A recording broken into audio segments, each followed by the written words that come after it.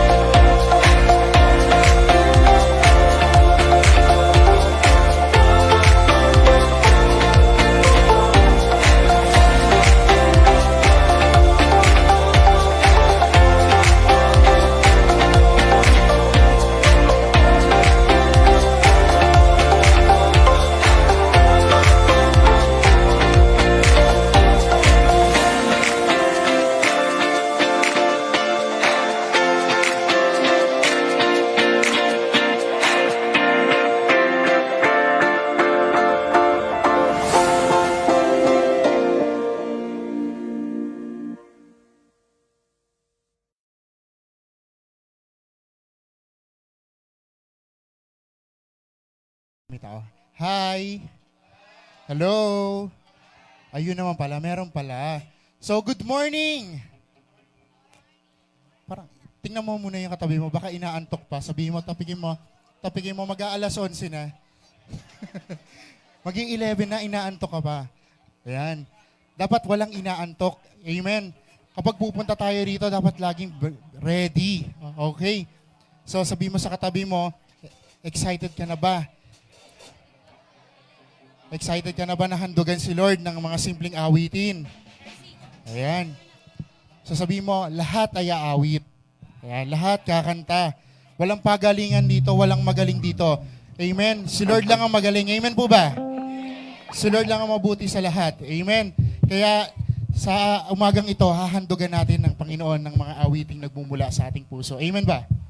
Pwede bang isang malakas na palakpakan muna nga sa Panginoon bago tayo umawit para sa Kanya?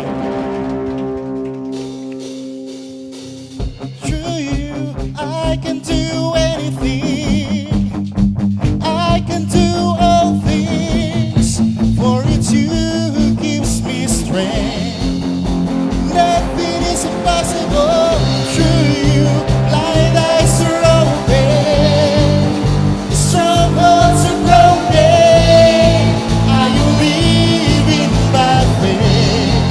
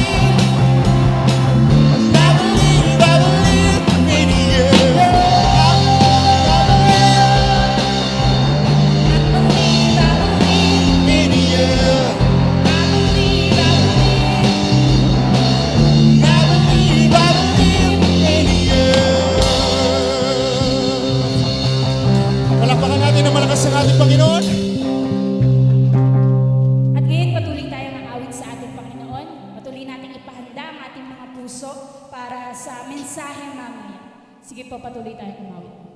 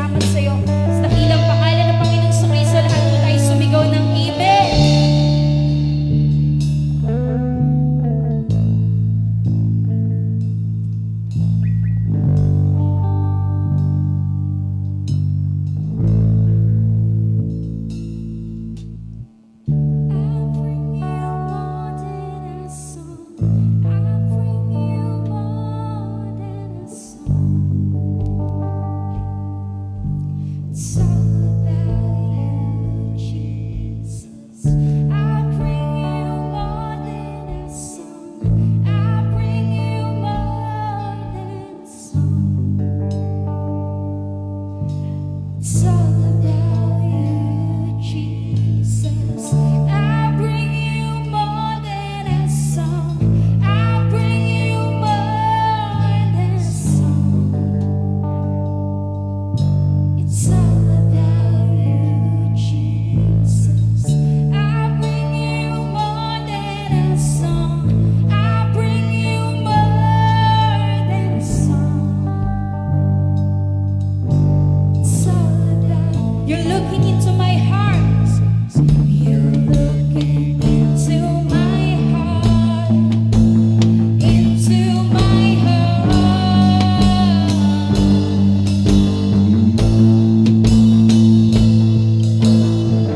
You're looking into my heart. Into my heart.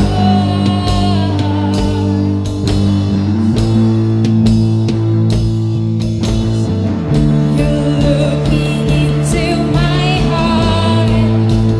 Into my heart.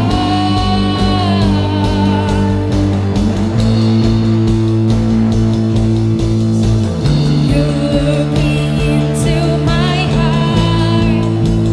Into my heart.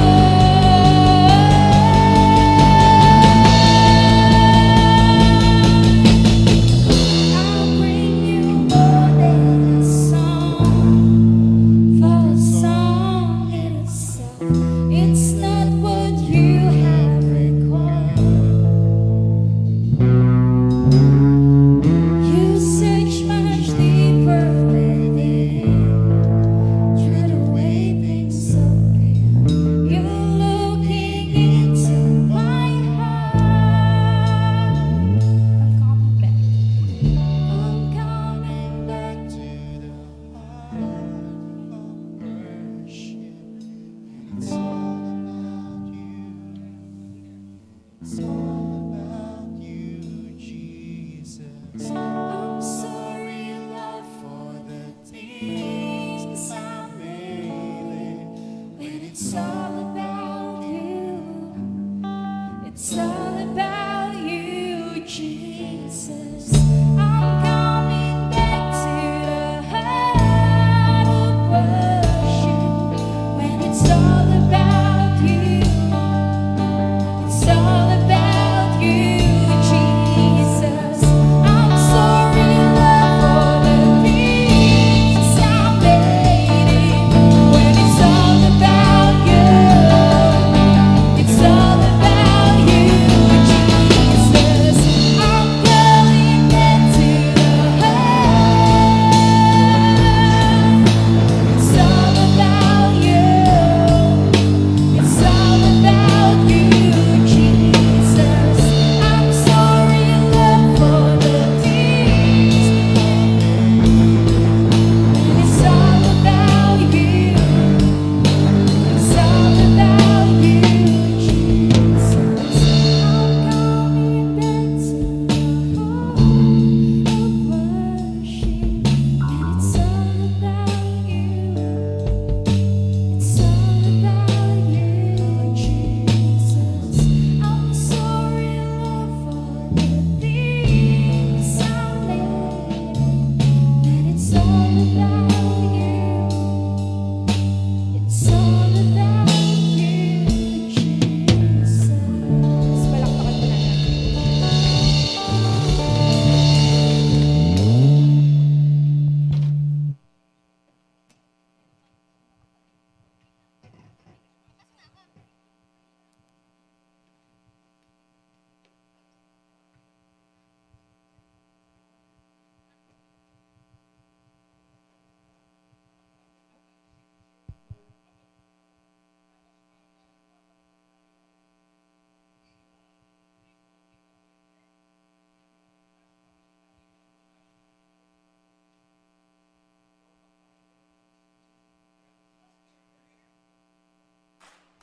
Are you ready to praise the Lord? Yahweh.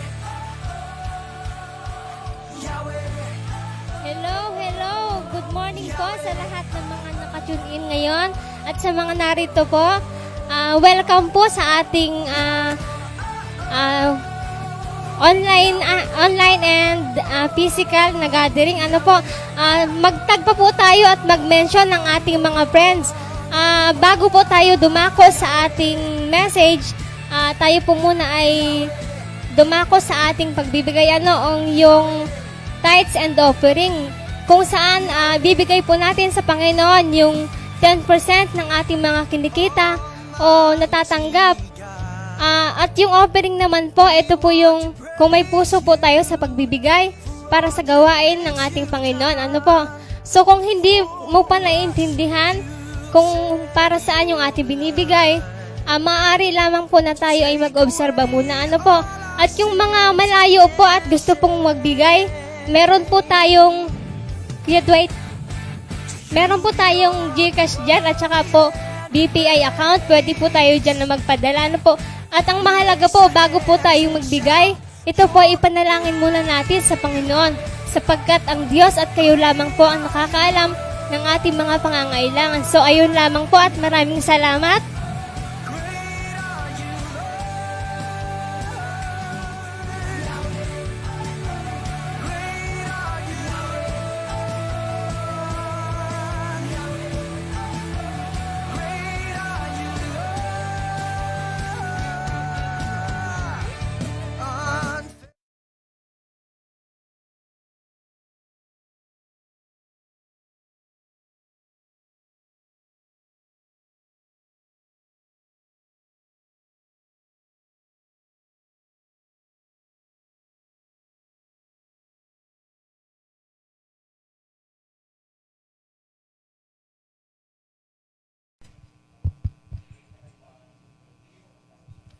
Sige, good morning po sa inyo. Salamat dahil patuloy po yung nagtsatsagay, lalo na yung mga nasa live stream. Hindi ho madali ang manood po ng live stream kasi alam po natin na hindi kagaya pag nasa physical church, maupo ka talaga at tatapusin mo yung gawain. Hindi kagaya sa live stream, pwedeng 3 seconds ka lang, pwedeng 5 minutes, pwedeng 30 minutes, pwede mo siyang hindi talaga tapusin.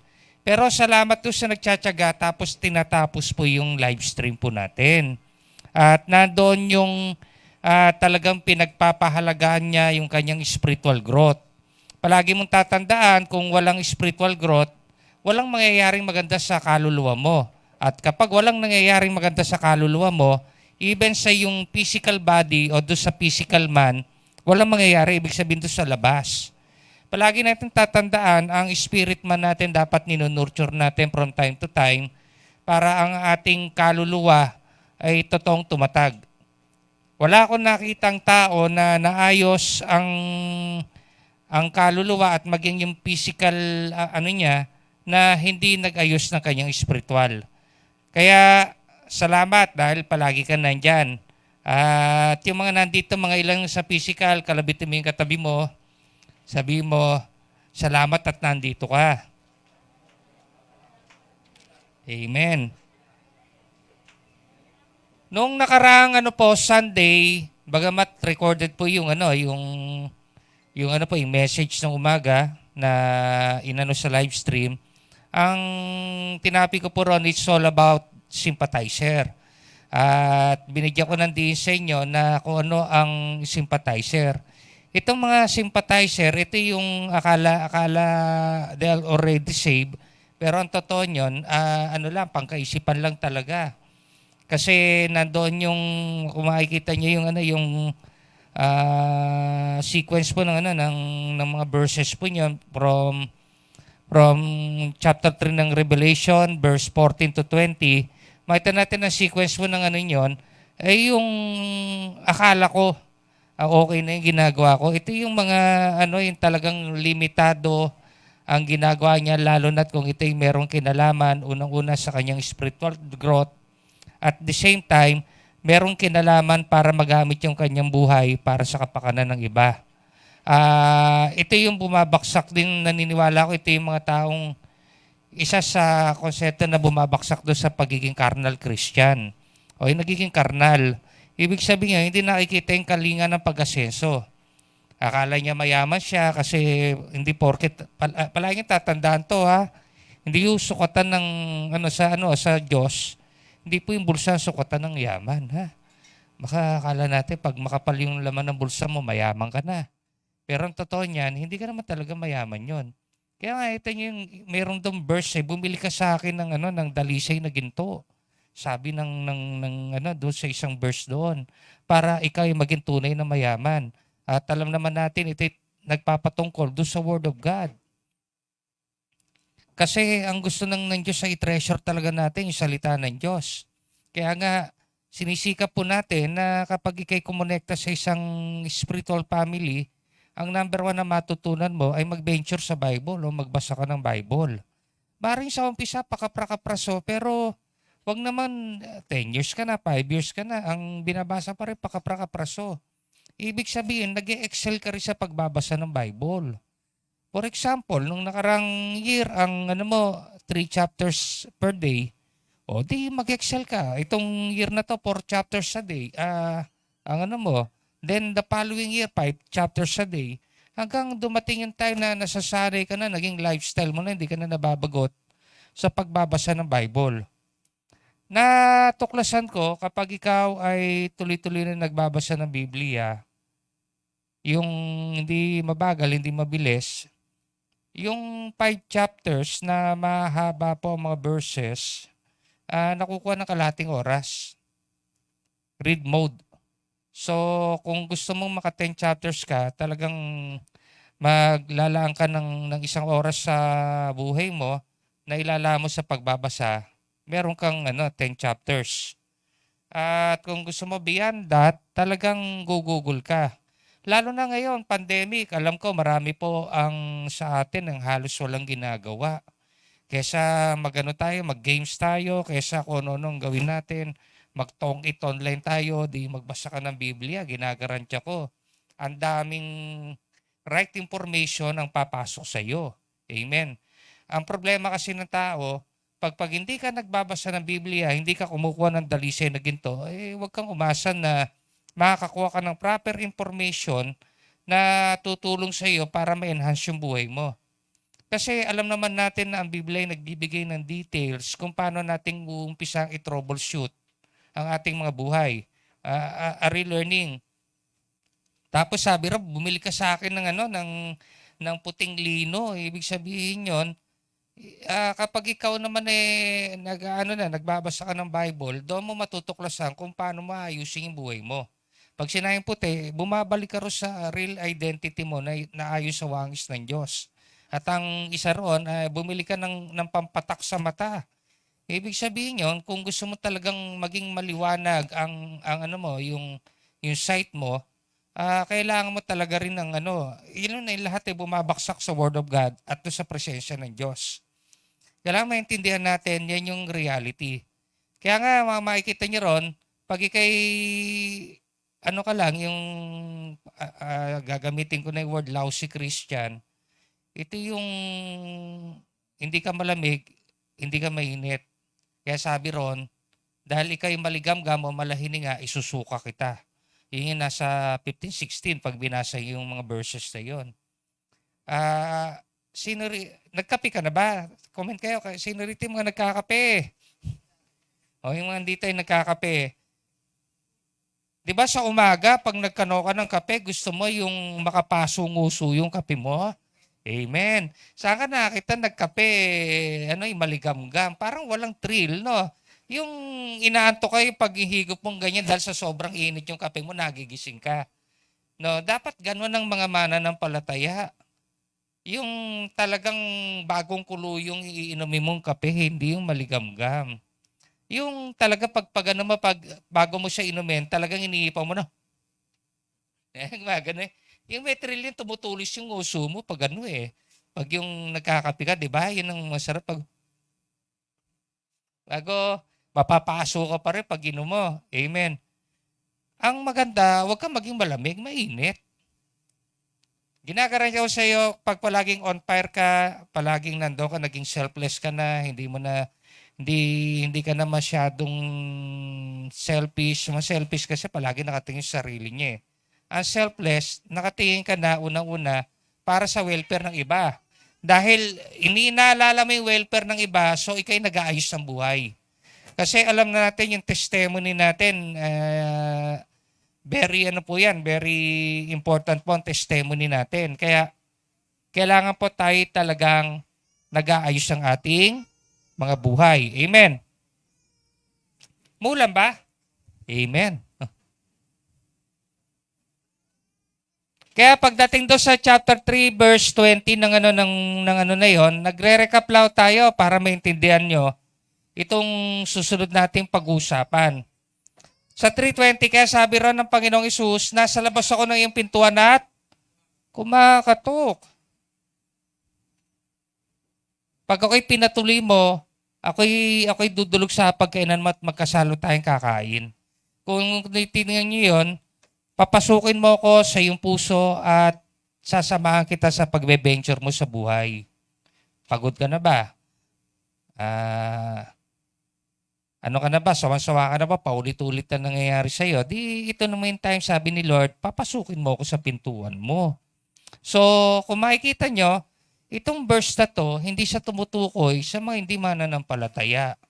Ito yung mga tao na okay na lang nakakonekta sa church, pero kay Lord parang hindi. Pag yung merong kinalaman na sa spiritual growth niya, meron ng kinalaman sa yung ipagamit yung buhay niya sa Panginoon, umaatras na. Dapat hindi po tayo ganyan. Amen. So, naniniwala ako, meron kayo natutunan doon sa yung mga message yung nakarang linggo. Punta pa tayo sa message natin ngayon. Ang pamagat po ng ating message ngayon is the executor. Yan. Executor. So, ano ang executor? Just simply tagapagpatupad. Ibig sabihin, ine-execute mo. Nag-e-execute ka. Tagapagpatupad ka. Halimbawa, pag ikaw ay nagpasya maging tindero ng baboy, tagapagpatupad ka, punta ka ng palengke, magtataga ka ron, mag-i-slice ka ron, kasi tinda mo baboy. Kapag ikaw ay enforcer naman, tagapagpatupad ng batas, o ikaw yung so kailangan gagampanan mo to ng buong puso. So, anong meaning ng executor? A person who produces something or puts something into effect. Yun. Ini-implement mo, ibig sabihin yan. Hindi lang alam mo kung ano yung binabasa mo, ini-implement mo ito. Mahirap kasi sabihin, alam mo isang bagay na hindi mo ginagawa. Sa totoo lang kahit sa buhay pananampalataya, kapag nagsishare ka ng gospel, marami ka ma-encounter na sasabihin sa'yo, alam niya na yon. Pero pag tinignan mo yung buhay, wala namang nangyayaring maganda. So, hindi niya talaga alam.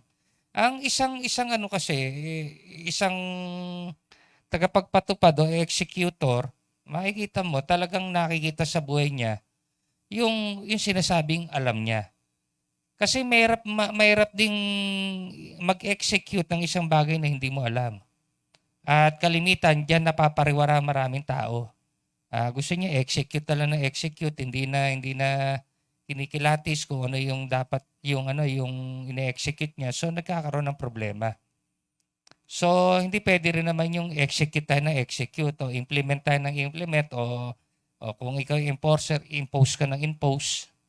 O kung ikaw naman ay executioner, hindi yung putol ka lang ng putol ng ulo, hindi mo na tinitingnan kung tama o hindi. So ito yung pag-uusapan natin ngayon.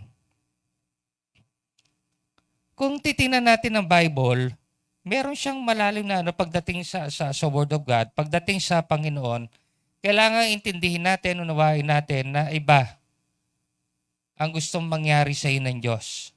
Pag-usapan natin ng isang katangian po ng isang mananampalataya. Sabi ko nga last week, pinag-usapan natin yung sympathizer. Ngayon, executor naman ang pag-usapan natin. Pero bago tayo dumako puro sa tatalakay natin, Gusto kong basahin po natin ng Pahayag chapter 3 verse 7 hanggang 11. Isulat mo sa anghel ng iglesia sa Philadelphia, ito ang sinasabi ng banal at mapagkakatiwalaan, ang may hawak ng susi ni David, walang makapagsasara ng anumang buksan niya at walang makapagbubukas na anumang sarhan niya. Nalalaman ko ang ginagawa mo, alam kong mahina ka, ngunit sinusunod mo ang aking salita. At laging tapat ka sa akin, kaya't binuksan ko para sa iyo ang isang pinto na hindi may sasara ninuman. Tingnan mo, palalapitin ko sa iyo at paluluhurin ang mga kampo ni Satanas na nagpapanggap ng mga Hudyo, ngunit hindi naman. At sa halip ay nagsisinungaling. Malalaman nilang minamahal kita. Sapagkat nagtiyaga ka gaya ng inuutos ko sa iyo, iingatan naman kita sa panahon ng pagsubok na darating sa lahat ng tao sa buong daigdig. Darating ako sa lalong madaling panahon, kaya't ingatan mo ang mga tagubilin ko sa iyo upang hindi maagaw ni naman ang iyong gantimpala. Itong mga verse na ito, kung ating uunawain, ito ay talagang nakaano siya sa isang taong matindi ang talagang pagmamahal sa Diyos, matindi ang pagyakap niya sa salita ng Diyos. So, he's willing to execute. Ibig sabihin yon, hindi lang siya reader na word. Take na to yung mga nagpasya na magbasa ng Bible, huwag ka lang maging reader. Maging executor ka. So, pag-uusapan natin ngayon yan. Ano ang katangian ng isang executor? Amen. Are you ready? So, pag-aralan natin ng chapter 3, verse 8 hanggang 11. Executor ng Panginoon. Number 1, mahina ngunit handang sumunod. Meron ba sa inyo nung magbalik loob ka sa Diyos, talagang on fire ka na nung magbalik loob ka sa Diyos, okay na buhay mo, di ba? Sa totoo lang, dami nating mga kahinaan. Ang dami nating mga struggle sa buhay. Ang dami nating mga pinagdadaanan.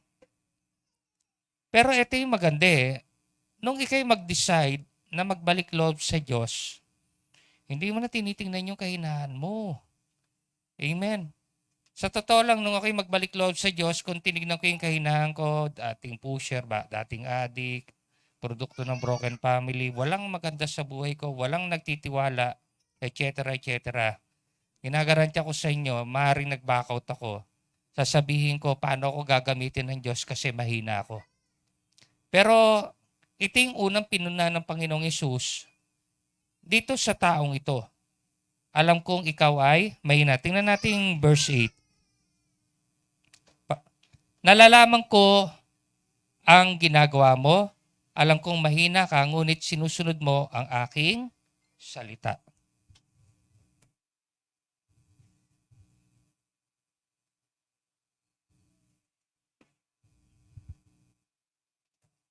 Alam kong mahina ka, ngunit sinusunod mo ang aking salita.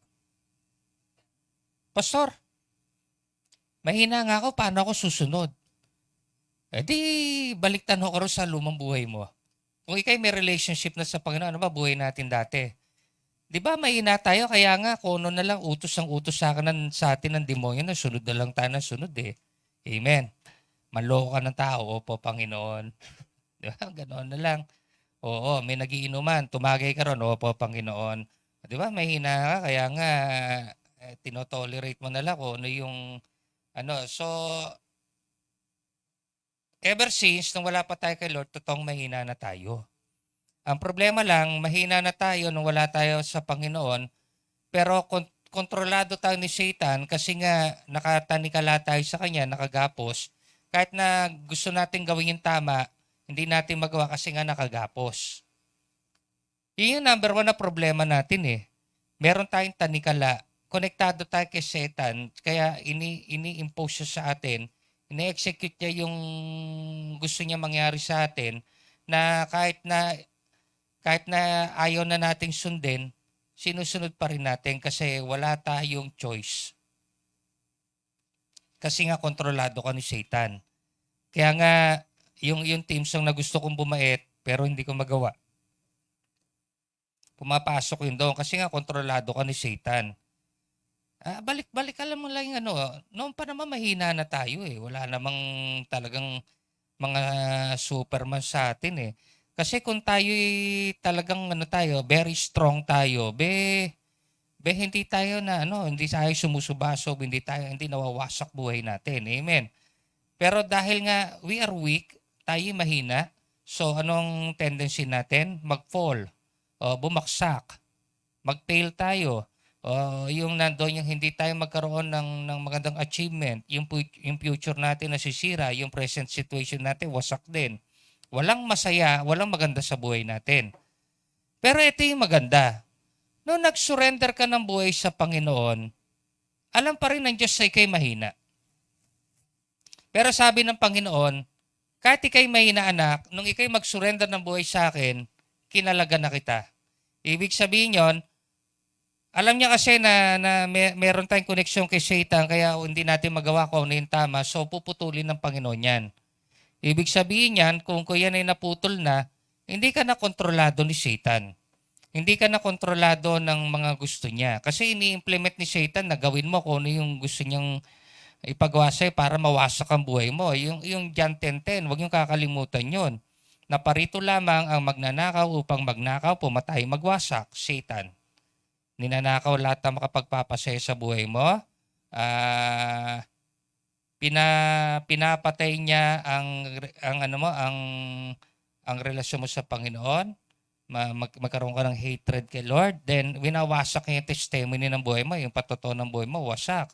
Walang makikitang maganda sa paglabas mong pagkatao kasi nga wasak yung loob. So ito yung maganda. Yung second verse doon na parito ko, yung second sentence sa parito ko, upang bigyan ng buhay ang tao. Sino may sabi niyon? Ang Panginoong Hesus. Isang buhay na ganap at kasya-sya. Bakit nga papasok na yon? Kasi ang unang gagawin sa iyo ng Panginoon, pagkatapos mag-surrender ng buhay sa Panginoon, wag naman ng isip mo, nag-surrender ka ng buhay sa Panginoon, hindi ka na punta ng impyerno. Ikaw ba nagla-livestream ka kasi natatakot ka sa impyerno? O ngayon, yung mga nanditong ilang nasa physical nandito ka ba dahil sa impyerno? Takot kang pumunta ng impyerno? Pinakawalang kwenta yan. Pupunta ka sa church kasi takot ka sa impyerno? Hindi pa ba sapat yun na putulin na lang yung connection mo kay Satan at makapamuhay ka ng hindi ka alipin ni Satanas, bagamat nandoon yung kapag ikay pinalaya ng Panginoon sa pagkakaalipin kay Satanas, nandoon yung napapailalim ka sa authority ng Diyos. So, okay lang yan, maging alipin ako ng Diyos kaysa kay Satanas. Kasi walang magandang gagawin si Satan. Pero ang Diyos, merong gagawin maganda sa iyo. Ito yung maganda eh. Alam ng Diyos sa mahina tayo? Mahina na, tapos kontrolado ni Satan, ano mangyayari ngayon sa iyo? Di pa wasak yung buhay mo. Amen, pawasak yan. Pero ito yung maganda. Nung ikay mag-surrender ng buhay sa Panginoon, disconnected ka na kay Satan. Yan ang unang inano niya. Kaya nga, kung makikita natin ang benepisyo ng kamatayan ng Panginoong Hesus, to redeem us. Yung redemption, pinapalaya ka sa control ni Satan para nandoon nyo, meron ka ng kalayaang gawin ko ano kalooban ng Diyos. Without any interruption. Ibig sabihin yon, kahit mahina ka, meron ka ng capability na gawin yung kalooban ng Diyos kasi wala nang control sa si Satan. Ang kaya na lang gawin sa'yo, bulong-bulungan ka.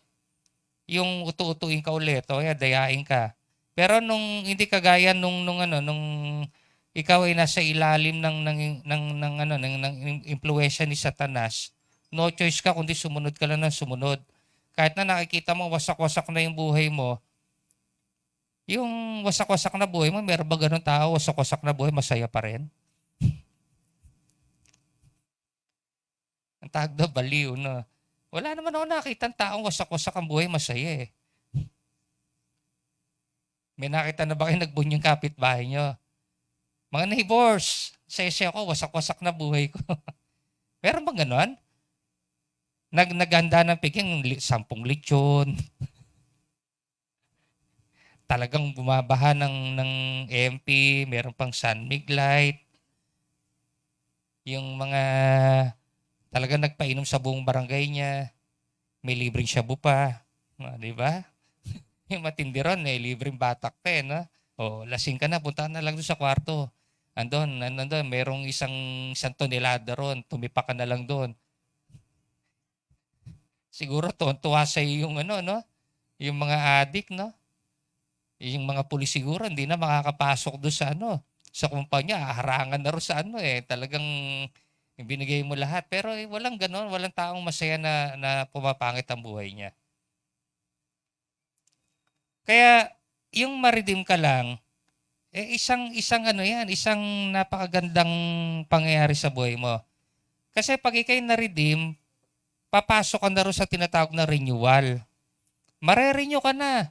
Kasi meron ka ng kakayahang sumunod sa kalooban ng Diyos. Hindi kagaya dati kahit gusto mong sumunod, mas nasusunod mo yung mali kaysa tama. Ngayon, pag nare-renew ka na, naayos na yung buhay mo, yung inner man mo naayos na, nare-restore ka rin. Unti-unti nakikita yung wangis ng Diyos sa buhay mo sa labas kasi naayos na yung loob. Nagigets mo ngayon. Ngayon, kaya sabi ng verse, alam kong ikay mahina, pero ano sabi ron? Alam kong mahina ka, ngunit sinusunod mo ang aking salita. Kasi nga na-redeem ka na, then umakbang ka na sa renewal, unti-unting nare-restore yung pagkatao mo. Ngayon, sa pagkakbang mo sa renewal, the executor kasi ang executor kasi, ito yung mga tao na nakitaan na ng pagbabago sa buhay. Hindi ka kasi pwedeng mabago buhay mo na hindi mo ina-execute. Kung ano yung nababasa mo sa Word of God. Kaya kanina, binalikan natin ang problema kasi ng sympathizer. Maring minsan pag type lang magbasa ng Bible, magbabasa, pag ayaw, wala kang magagawa. Pag gustong dumalo sa church, dadalo. Pag ayaw, wala kang magagawa. Dadalo sa process, uumpisan pero hindi tatapusin. Pero itong executor, ibang klase ito, susunod yan. Kahit nahihirapan niya, susunod yan.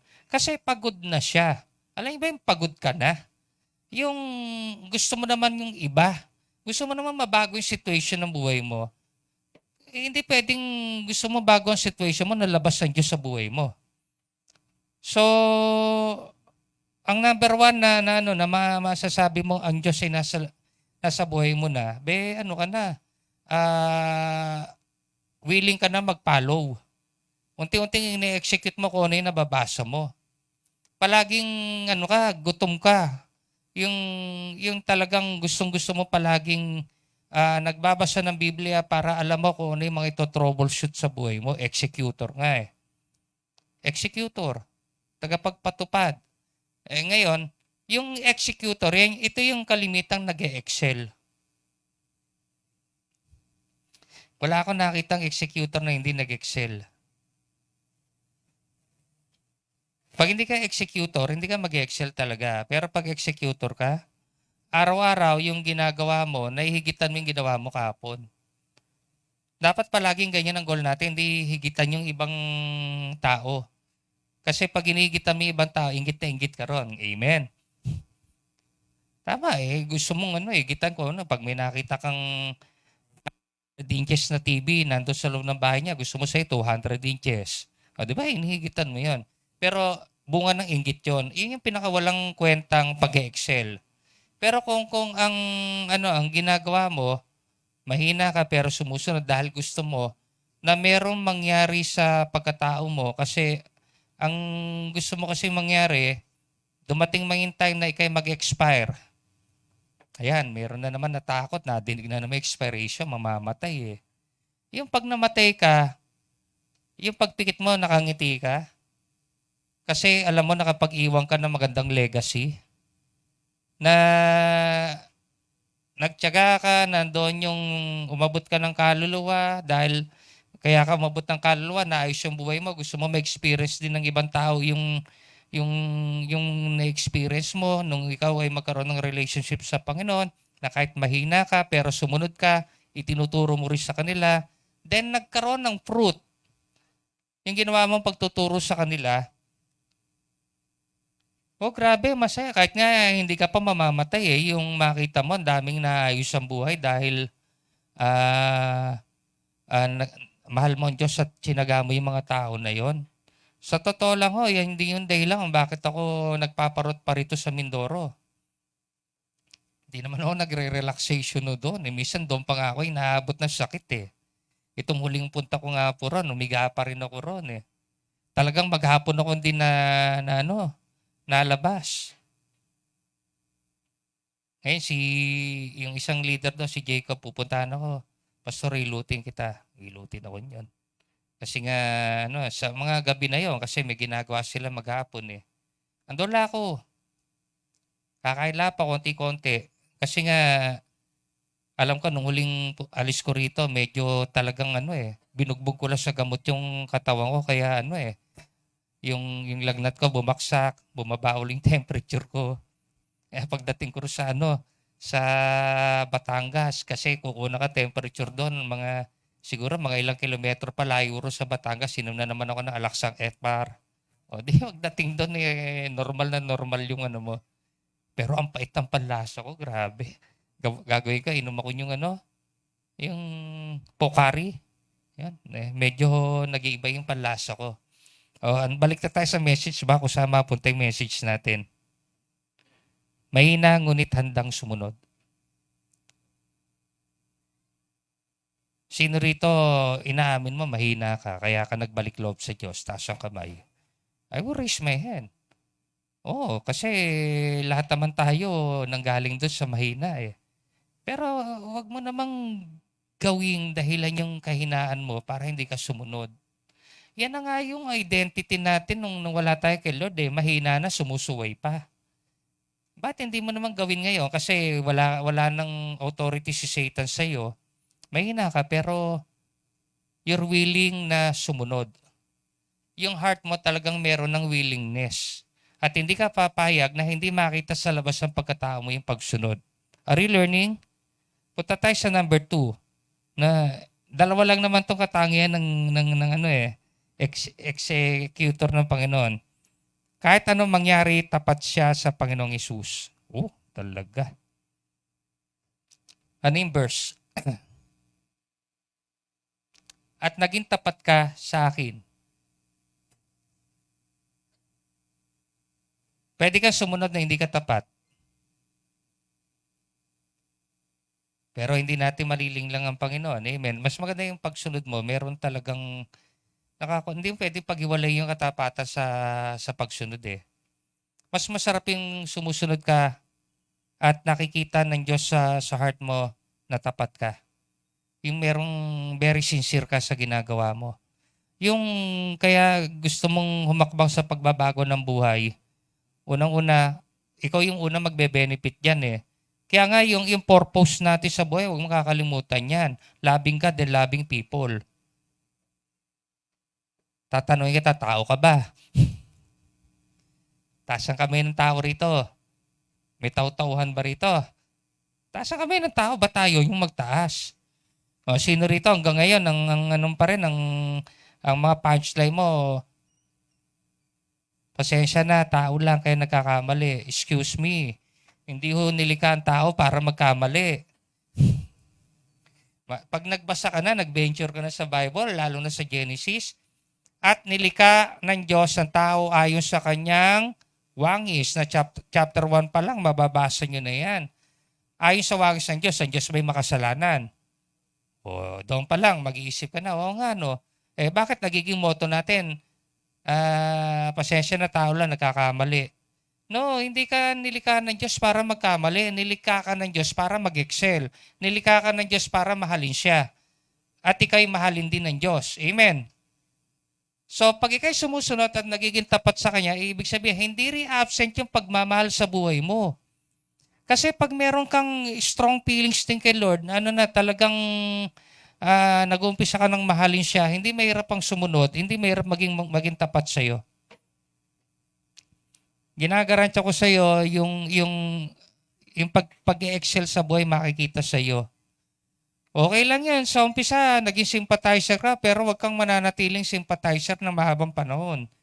Kasi pag dumating yung pag ikaw inabuta, sabi ni Lord, susuka kita. Pero hindi kagaya ng sumusunod, tsaka tapat, may ibang klase ho yan.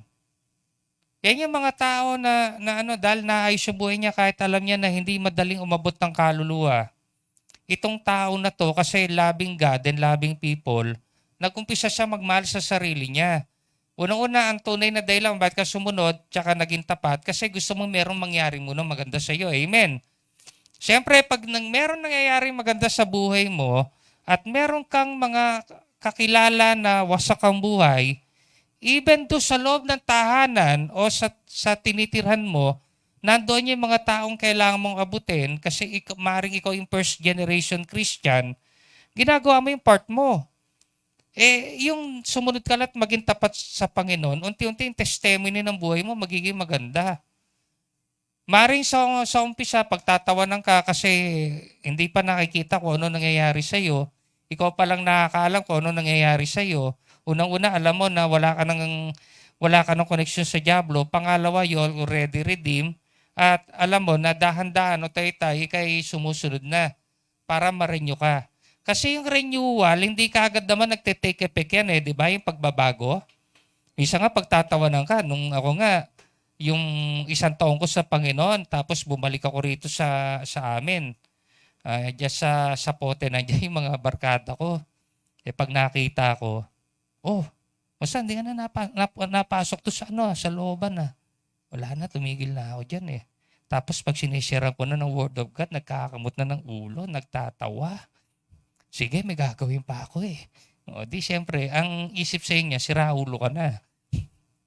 Kalimitan ganyan Pag yung nagsishare ka na ng Word of God, yung bago ka pa lang, nagsishare ka ng Word of God doon sa mga dating kasama mo, yung kabatakan mo, yung kasama mo na yung kaagawan mo ng scorer, iba ang tingin sa iyo niyan.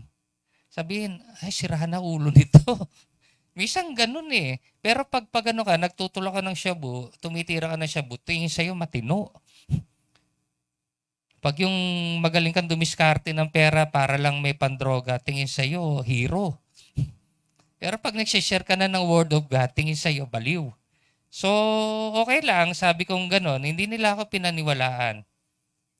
Then, it takes time ng years na yung lumipas, 5 years, 6 years. Pag nakikita ko sila, ganoon pa rin sila, yung iba namatay na. Ang sasabihin na lang sa'yo, mabuti ka pa. Sabi ko, pwede naman ako mangyari sa inyo Decision lang ako yan. Kung willing kang mag-decide na talagang umalis ka rin sa wrong situation ng buhay mo, na nagigets ko. Kaya pag ikay nasa Panginoon na, maging executor ka. Ang katangian ng isang executor, mahina pero sumusunod at tapat. Halimbawa, nag-umpisa ka na sa buhay pananampalataya, wala nang turning back, no turning back. Alam mo, nasa right path ka na. Kasi kalimitan naman, yung mga tumatalikod pa rin sa Panginoon, kahit nandoon na, hindi pa rin siya konbinsido na ang sagot sa lahat ang solusyon sa lahat ng kanyang pinagdadaanan ay ang Diyos. Ang solusyon para magkaroon ng better future, ang Diyos. Meron ka pa bang alam na ibang solusyon? Hanap buhay. Ang tagal mo na naghahanap buhay nga O sige, nandoon yung kumita ka na ng malaki, kumita ka ng maliit. Kamusta naman?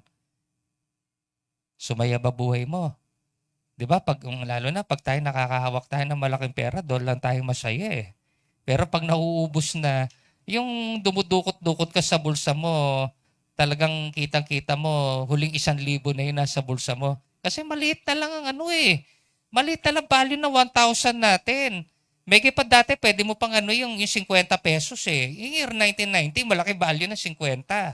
Pero ngayon 1,000, parang 50 na lang dati yun. Pag nakikita mo yun, di ba? Balisa ka na. 1,000 na lang pera ko. Pag kumuha ako ng shabu, 500, wala pang 2 gulong. Di ba? Isang gaganong ka eh. Susundutin ko pa ng beer. Wala na matitira. Ganyan tayo, maganda, mag-isip. Sa totoo lang po, wala talaga sa sa dami ng pera tsaka material things. Pero kapag ang Diyos ang greatest possession mo, ginagarantya ko sa iyo, ibang klase ang mangyayari sa buhay mo. Ibang klase mangyayari sa iyo. No? Iba yung kagalakan, iba yung, alam mo ba yung ramdam mo kahit na ngayon temporary, wala kang pera, masaya ka pa rin. Kasi alam mo, ang greatest possession mo si Lord, buntong hininga mo pa lang, alam niya na kung ano pinagdadaanan mo. Amen. Amen ba? Dumaan na nga tayo sa pandemic, buhay pa rin tayo. Amen. Tingnan na natin yung benepisyo ng isang taong nag-e-execute o yung mga taong executor. Number 1, nagkakaroon siya ng open door. Sabi raw sa verse 8, kaya't binuksan ko para sa iyo ang isang pinto na hindi may sasara ni naman. Pag sinayang open door, bibigyan ka ni Lord ng isang matinding opportunity. Dahil alam mo kay Lord yung opportunity na, syempre, igagrab mo yon. Yung opportunity na yan, na maayos ang buhay mo, at the same time, ganito kasi yan magayos ka muna ng loob. Magayos ka ng loob kasi mahal mo si Lord, gusto mo nang makita sa yung identity ng pagiging anak, then pinagamit mo yung buhay mo sa Panginoon, ginagarantya ko sa iyo, ang Diyos natin ay rewarder. Hindi pwedeng hindi niya re-reward yung outside man o yung physical man. Ibig sabihin niya, kung dati ikaw yung kahit sunugin ka, hindi ka mangangamoy singkong duling, ngayon, iba na magiging mo. Ngayon, ito yung maganda.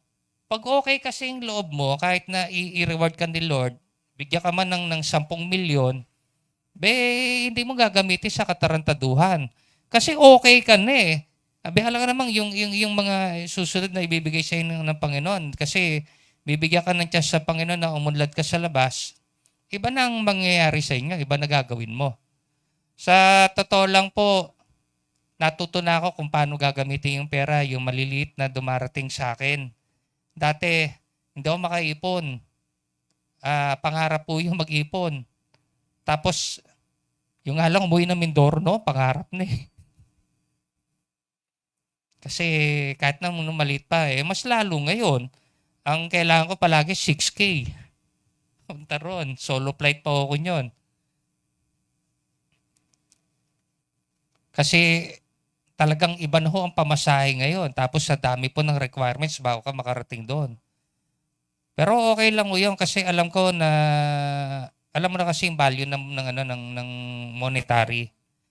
Mas maganda ito kasi maganda Pag binigyan ka ni Lord ng open door, ng isang opportunity para umunlad ka sa labas, iba na may setting mo Kapag naumpisahan mo yung sumusunod, tapat ka, ginagarantya ko sa yung iba na yung gagawin mo.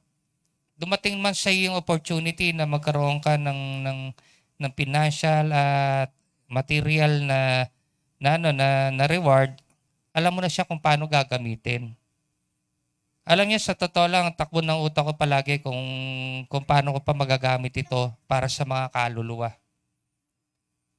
Kaya, sa totoo lang, palagi ako nagpe-pray. Sa totoo lang, yung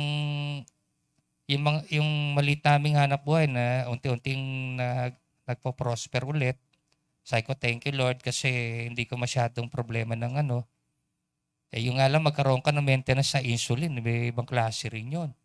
Pero salamat sa Panginoon kasi sabi nga ng Panginoon, sumusunod ka at tapat ka sa akin, hindi pwedeng hindi kita bibigyan ng open door. Ibig sabihin opportunity. At kahit sinong tao ang magplano na yung open door na binigay ko sa iyo ay pilit nilang isara, hindi nila magagawa ayon kasi ako ang nagbukas. Iba yung opportunity na galing sa tao, iba yung opportunity na galing kay Lord. Hindi kayang isarado ng ibang tao. Kaya nga merong verse sa Kawikaan, ibaksak man ang isang taong tapat sa Panginoon ng 7 beses, ay 7 beses din itong babangon. Totoo yun. Kahit hindi 7 beses, kahit na 1,000 times, babangon at babangon ka. Hindi nila kayang ibaksak ang isang taong binigyan ng open door. Nagigets ako, open door. Sabi mo, sino gusto ng open door? Taas ang kamay. Number 2, ano pa yung binibisyo ng isang executor? Protektado sa kaaway. Amen. Hindi ka na nagpapaubaya sa kaaway, protektado ka na ngayon. Kasi marunong ka nang umopensa. Kaya nga sabi ng Santiago chapter 4 verse 7, kaya nga pasakop kayo sa kapangyarihan ng Diyos, labanan niyo ang dyablo at lalayuan niya kayo. Kasi tapat at sumusunod ka, di ibig sabihin yan. Ang presensya ng Diyos naghahari sa buhay mo. Ngayon, may kakayahan kang lumaban sa demonyo. Sabi nga sa pakiano nga yung verse 9. Tingnan mo, palalapiti ko sa iyo at palulurin ang mga kampo ni Satanas. Hindi ko na babasahin kasi sulat niya para sa mga Hudyo Sa panahon natin, nakarating naniniwala ko, yan din ang gagawin ng Diyos sa mga taong executor. Hindi makaka-penetrate sa iyo ang demonyo unless na bigyan mo siya ng go signal sa buhay mo. Makakagawa lang naman ang demonyo sa iyo kapag yung tukso, sinunggaban mo. Palaging tatandaan ang tukso-tukso. Pero once na nagpa-apekto ka sa tukso, nagiging kasalanan yan. At magkakaroon ngayon ng pagsubok yung buhay mo. Palagi natin tatandaan yan. Hindi mo basta-basta dumarating yung pagsubok sa buhay.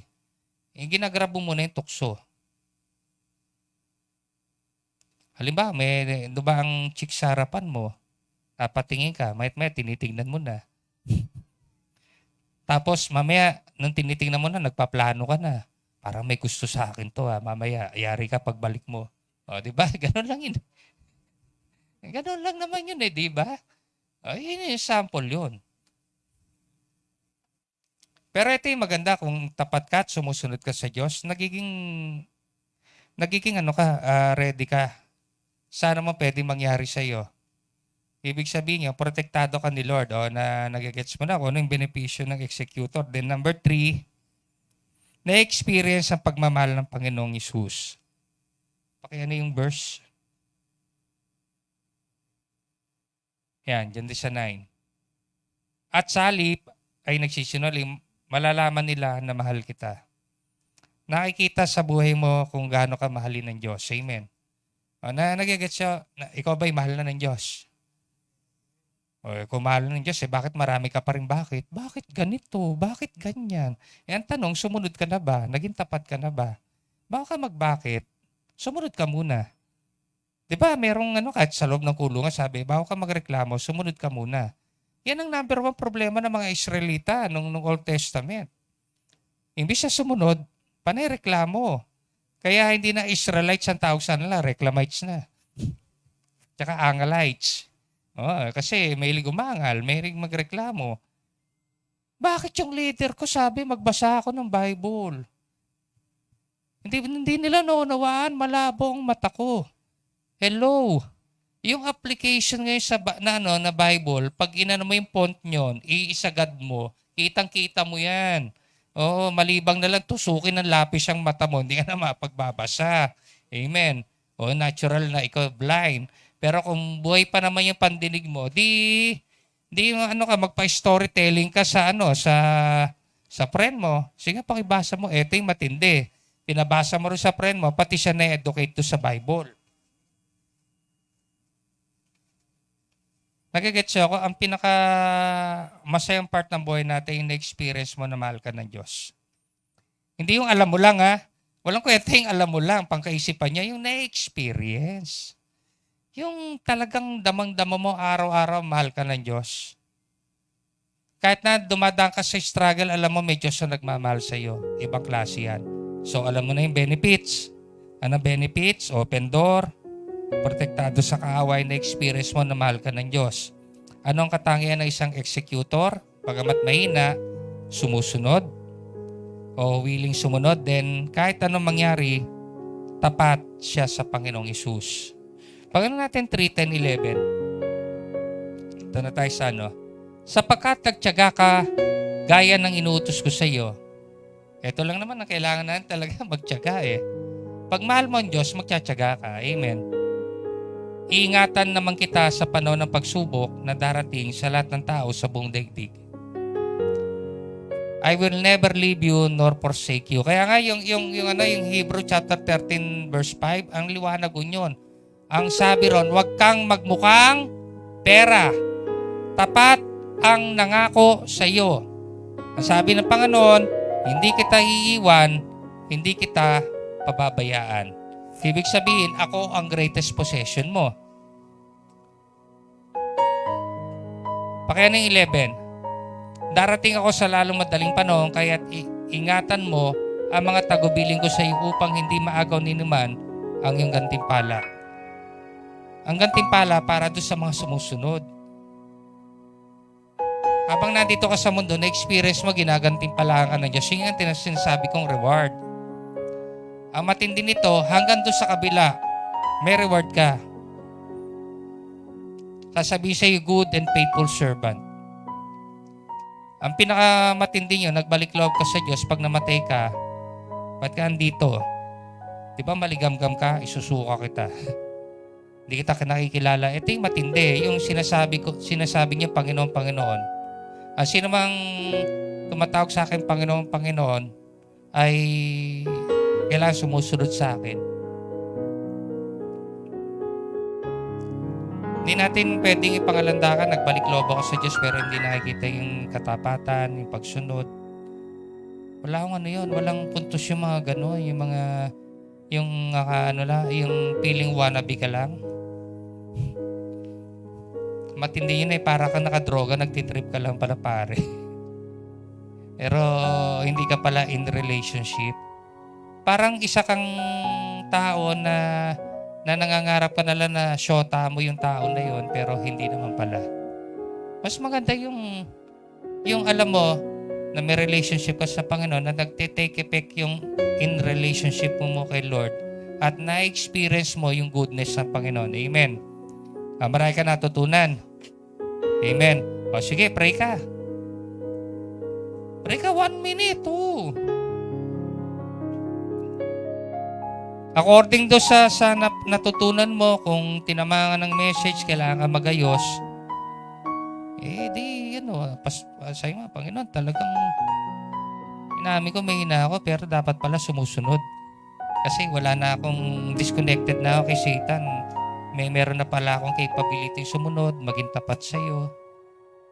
At ngayon, naunawaan ko, bagamat ako'y sumusunod na dahil mahal kita, kahit sa gusto ko, yung benefit ng pagsunod, may experience ko rin sa buhay ko. Amen.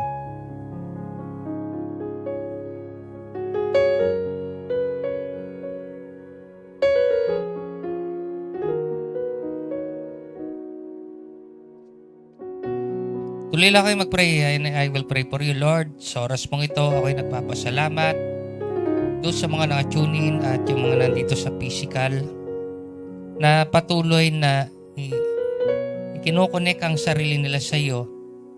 Ang isang totoong nakakonekta sa iyo, bagamat mahina, sumusunod at tapat. At nandoon yung nakaka-experience sa open door. Nakaka-experience na nagkakaroon ng talagang strength para umopensa sa kaaway. At the same time, na-experience yung true love na galing sa iyo. Patuloy mga tulungan ng bawat isa na mas magkaroon pa ng mas malalim na wisdom and understanding, lalo na sa iyong salita. At tulungan mo nga po na maging patotoo ang kanilang buhay sa loob ng kanilang pamilya, sa kanilang mga friends. Kasi naniniwala ko, hindi lang kami ang nangangailangan ng salvation o yung na-experience namin sa buhay. Tulungan mo po kami maging instrumento sa mga taong nakapaligid sa amin. At the same time, tulungan mo po kaming maging matatag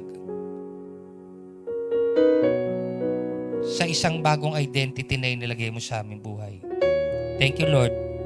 At sa oras na ito, patuloy mo pagpalain ang lahat ng nakinib ng positively at nandoon yung talagang seryoso na kinig at hindi lang seryoso na kinig, willing sila na ipamuhay ang anumang kanila na pakinggan. Sa iyo lahat ng kalwalatian, sa iyo lahat ng kadakilaan, pinupuri ka namin magpakailanman. Ito lang po ang aking panalangin na mayroong pananalig sa iyo. Sa pangalan ng Panginoong Isus, lahat po yung magsabi ng Amen.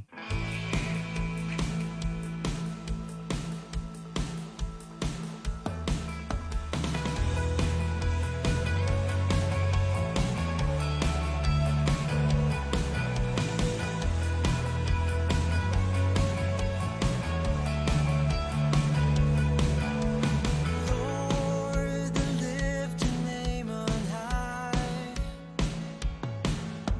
I'm here for you to glorify, to worship and adore you. That's what I'm meant to do. My praises belongs to you, so I worship and sing. Bless your name. Hello. Hello. Hello.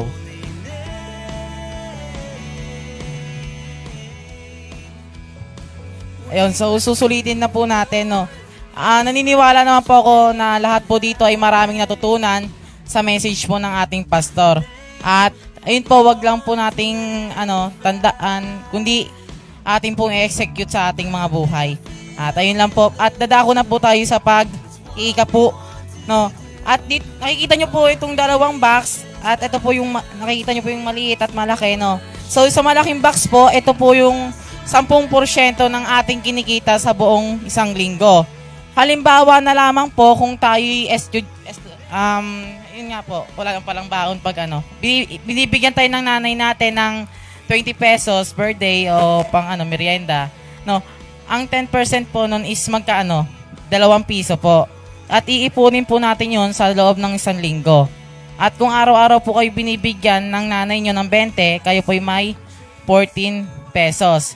At sa tandaan nyo po, no, wala naman pong pinipili ang Diyos na ibinibigay sa na ating ibibigay. Ito po'y nasa ating puso. Kailangan po bukal po para ito po, sabi nga po,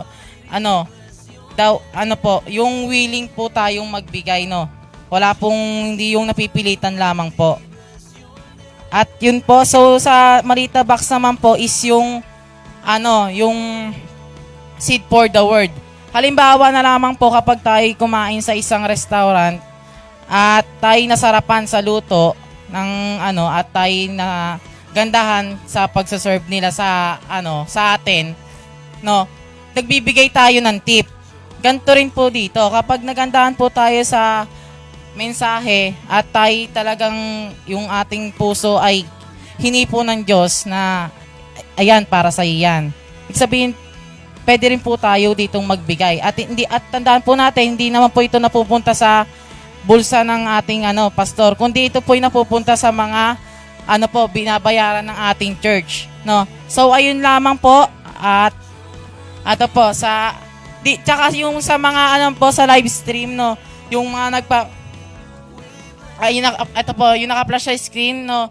Pwede rin po tayo magpadala dyan ng tithes and offering natin and seed for the word, no. Sa GCash po, kay Kuya Renz, at kay Ate Laika naman po sa BPI. Next po.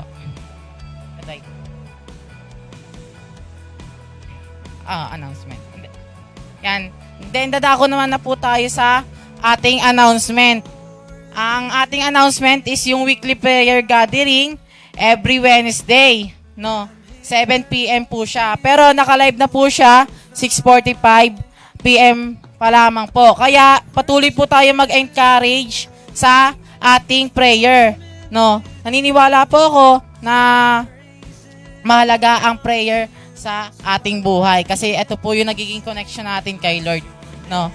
Next naman po, yan. So yung live class graduation in July 25 na po siya sa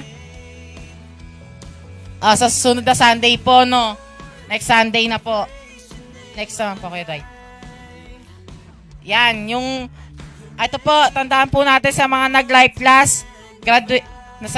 class, no, yung requirements po natin, invitation of 3, complete attendance, no, week 1 to week 9, and then devotion notebook.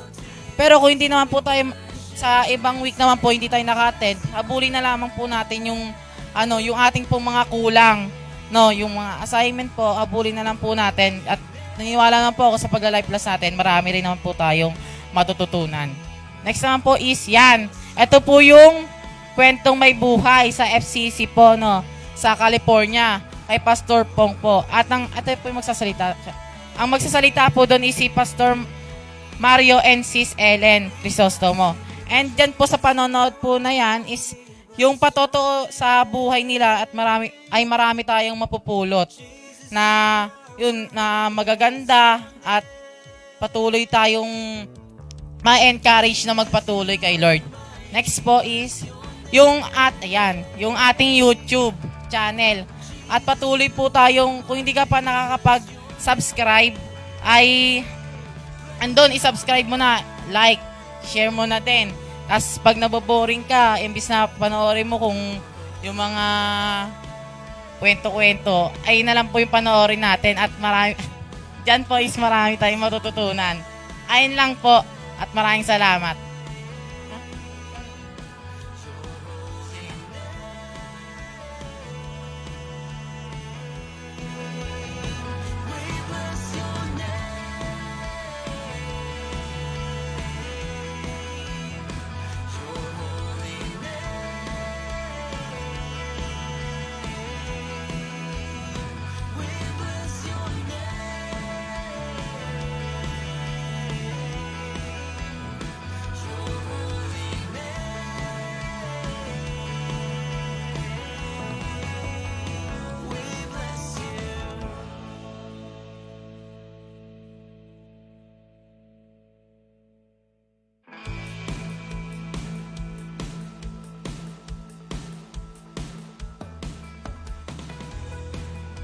Okay, ayan. Nag-enjoy po ba ang lahat? So, binabati ko kayo ng isang magandang araw. Bagaman maulan tayo, inulan tayo ng konti kanina pero hindi yun naging hadlang para tayo hindi makarating sa gawaing ito. Okay po ba yun? So, marami pong salamat sa lahat ng mga naka-attend. At hindi lang po ito yung, kung ikaw ay first timer, sana hindi lang ito yung unang pagpunta mo dito. Okay po ba yun? Sana'y magkita pa tayo. Kasi bakit kaya sana? Kasi ikaw pa yung magde-decide niyan sa sunod. Tama po ba? Kayo po ang magde-decide niyan kung babalik kayo o hindi. Kaya't sinabi kong sana. Pero loobin nawa ng Diyos na ang puso natin ay nataniman ng salita ng Diyos sa umagang ito. Okay po, so nais kong tayong lahat ay tumayo at tayo mananalangin na ng pangwakas na panalangin. Ayan.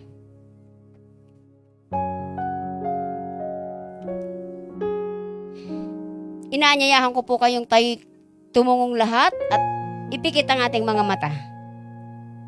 Tayo po'y manalangin. Dakila naming Diyos at makapangyarihan sa lahat, kami labis na nagpapasalamat sa iyo sapagkat sa mga araw na ganito, Panginoon, ay pinagtitipon mo kami upang patuloy ka naming maparangalan, patuloy ka naming mapag-usapan at pag-aralan ng iyong mga salita. Sa mga taong nakasama namin ngayon, patuloy kong dalangin na ang kanilang mga narinig sa oras na ito o sa umagang ito, Panginoon, ay maitanim nila sa kanilang mga puso o sa matabang bahagi ng kanilang mga puso upang ito'y tumubo, magbunga, lumago, para ang kanilang mga mahal sa buhay, maging ang personal nilang buhay, ay mag-benefits nito, Panginoon.